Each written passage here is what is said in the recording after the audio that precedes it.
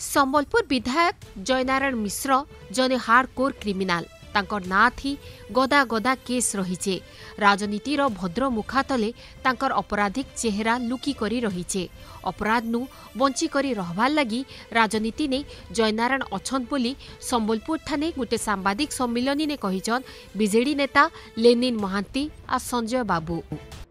आज अत्यंत दुखर सहित हमको कहवा को पड़ुची जे गोटे जघन्य अपराधिक पृष्ठभूमि रे थिबा व्यक्ति श्री जयनारायण मिश्र आज भारतीय जनता पार्टी ओडिशा शाखार पोस्टर बॉय साजिशंती। तांकु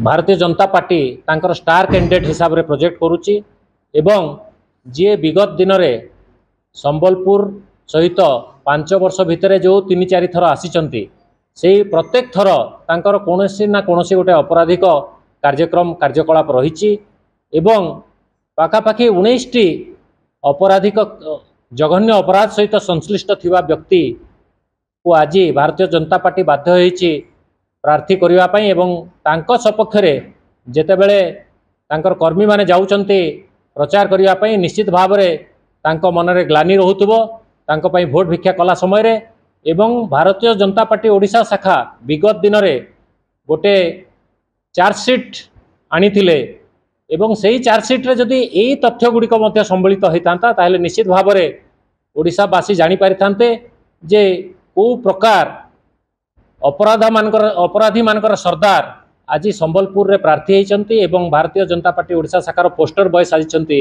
सेटा लोकलोचन को जाइथांता एवं आमे एई भलिया अपराधिक पृष्ठभूमि थिबा व्यक्ति मानकु भारतीय जनता पार्टी जो प्रार्थी हिसाब रे लोकों का सामना रे आनिक थोइची सेटा को आमे दृढ़ निंदा करूचु एवं आशा करूचु जे भोटर भाई भौणी माने तार उचित जवाब आगामी निर्वाचन रे देबे।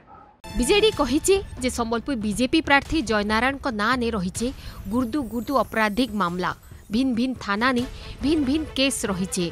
अपराधिक षडयंत्र दंगा करावार संगे मुनुस मरा कामे भी तांकर संपृक्ति अच्छे।